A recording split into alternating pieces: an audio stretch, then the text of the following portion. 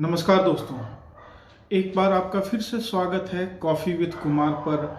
आम इंसान का सीधा सवाल सिस्टम से।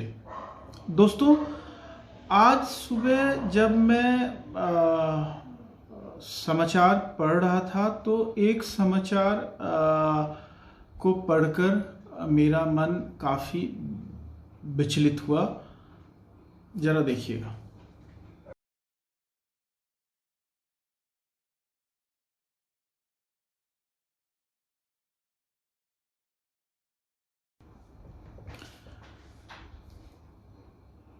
काफ़ी विचलित करने वाला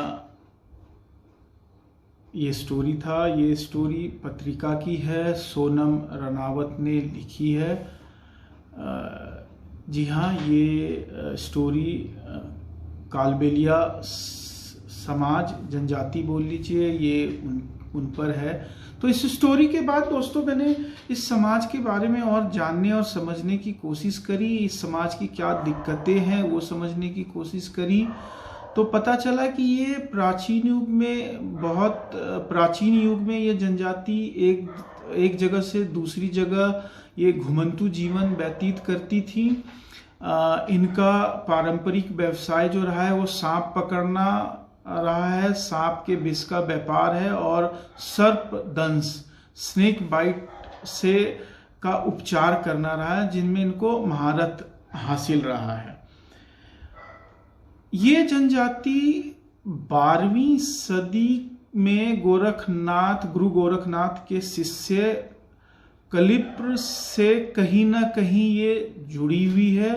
तो आप समझिए कि ये जनजाति कितनी पुरानी है, इनका क्या गौरवान्वित इतिहास रहा होगा। लेकिन आज इनके रहन सहन और इनके पहनावे की वजह से लोग इसको हीन भावना से देख रहे हैं और ये छुआछूत की बीमारी के शिकार हो गए हैं। और इन छुआछूत की वजह से कहीं ना कहीं ये समाज और इनके बच्चे हीन भावना का शिकार हो रहे हैं। ये कैसे समाज का हम निर्माण कर रहे हैं? धिक्कार है अगर हम ऐसे समाज के निर्माण में कोई योगदान दे रहे हों। तो दोस्तों, बदलाव हर कोई चाहता है। इस जनजाति भी अब अपने समाज में बदलाव चाहती है और कहीं ना कहीं मुख्य धारा में जुड़कर हिंदुस्तान की तरक्की में अपना योगदान देना चाहती है। इसलिए ये अब कहीं एक जगह पे बसना चाहती है और अपने बच्चों का भविष्य संवारना चाहती है। कालबेलिया जनजाति की जो मैक्सिमम पॉपुलेशन है वो राजस्थान के पाली डिस्ट्रिक्ट में है। इसके बाद ये अजमेर, चित्तौड़गढ़ और उदयपुर में भी ये जनजाति जो है ये रहती हैं। और ये वहाँ के सरकार से जो है ये मांग कर रही हैं कि उनको रहने के लिए एक परमानेंट जगह दी जाए। जी हाँ, रहने के लिए जगह, और सरकार ने ये दे रखा है, सिस्टम में ये व्यवस्था बनाई है कि घुमंतू जाति को एक जमीन दी जाए जहाँ पे ये परमानेंट बस सके। बट सिस्टम में बैठे कुछ लोगों की वजह से ये अपने अधिकारों से वंचित हैं। ये अपने बच्चों के भविष्य को सुधारने के लिए एक अच्छा स्कूल चाहते हैं, स्वास्थ्य व्यवस्था चाहते अपने क्षेत्रों में, और इनकी और एक मांग है कि मरने के बाद इनको कहीं 2 गज की जमीन मिले, नसीब हो। क्योंकि आज जो है इनकी मौत के बाद इनको शमशान घाट में जगह नहीं दी जाती। मौत के बाद इनको जो ये जहाँ पे रहते हैं उनके आसपास ही कहीं ये दफना दिए जाते हैं। तो इनको अपनी मौत के बाद 2 गज जमीन की भी इनकी मांग है। तो बड़ा शर्म आता है, मतलब मेरे को कि हम आज भी जब हम 21वीं सदी पर हम जब मार्स पर जाने की सोच रहे हैं, मंगल ग्रह पर जाने की सोच रहे हैं, और वैसे दौर में हम अपने समाज के अंदर एक वर्ग को उनको मूलभूत सुविधाएं भी हम नहीं दे पा रहे हैं। ये जो है मतलब सिस्टम से सीधा सवाल पूछती है कि आखिर क्यों सरकार ने ये सारी व्यवस्थाएं सिस्टम में कर रखी है, पर इन लोगों तक क्यों नहीं पहुंच पा रही है। कहीं ना कहीं इस सिस्टम के अंदर कोई कमी है, उसकी वजह से ये अपने मूलभूत सुविधाओं से वंचित हैं।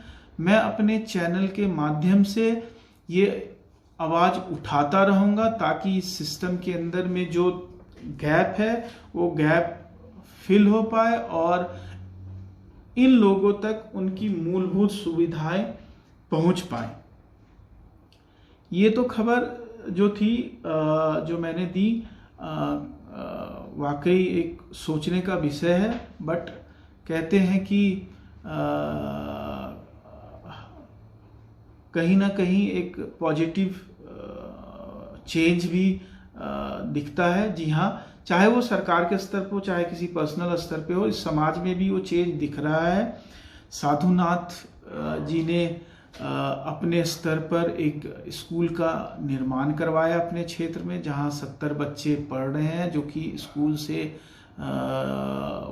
स्कूल नहीं जाना चाहते थे इस छुआछूत की वजह से, जिससे उनके अंदर एक हीन भावना आ गई थी। उन्होंने स्कूल जाना छोड़ दिया। तो साधुनाथ जी ने अपने स्तर पर एक स्कूल बनाया जिसमें 2 टीचर रखे उन्होंने, और ये पूरी तरीके से स्वपोषित है। मतलब ये समाज योगदान देता है तो उन शिक्षकों को उनकी तनख्वाह मिलती है और स्कूल की देखभाल और बाकी चीज़ें, बाकी सुविधाएं दी जाती हैं। तो ये तो एक काफ़ी पॉजिटिव न्यूज़ है। पर मैं अपने चैनल के माध्यम से मैं सिस्टम से भी सवाल पूछना चाहता हूँ कि जब सरकार ने ये सुविधाएं इनको दे रखी है तो इन तक क्यों नहीं पहुँच पा रही है। तो मैं अपने इस चैनल के माध्यम से आप लोगों से सुझाव चाहूँगा कि कैसे इनकी समस्याओं को दूर की जाए, और मैं अपने इस चैनल के माध्यम से कैसे और योगदान दे पाऊँ ताकि इनकी जो जीवन शैली है वो बदल सके और ये हिंदुस्तान के मुख्य धारा के साथ जुड़ जाए। तो इसी सवाल के साथ मैं छोड़े जा रहा हूँ। आपके जवाब का इंतज़ार रहेगा। आप अपने कमेंट सेक्शन में अपना जवाब ज़रूर भेजिएगा, या मेरे व्हाट्सएप नंबर पे 9313209903 पर ज़रूर भेजिएगा ताकि मैं संबंधित विभाग तक पहुंचा पाऊं और कुछ एक जिम्मेदार नागरिक के नाते मैं अपने इस चैनल के माध्यम से इस समाज के उत्थान में योगदान दे पाऊं। और जाते जाते एक अपील है, कोरोना गया नहीं है, दबे पांव वो फिर वापस आती हुई दिख रही है। जिस तरीके से कुछ शहरों में लॉकडाउन, कुछ शहरों में पार्शियल लॉकडाउन, कुछ शहरों में नाइट कर्फ्यू लग रही है, तो एक खतरे का संदेश है। आप इस संदेश को सुनिए, सुरक्षित रहिए, मास्क लगाइए, दैहिक दूरी बनाकर रखिए और खुद भी बचिए और अपने आसपास के लोगों को भी बचाइए। धन्यवाद। शुभ रात्रि। अगले हफ्ते फिर मिलेंगे। धन्यवाद।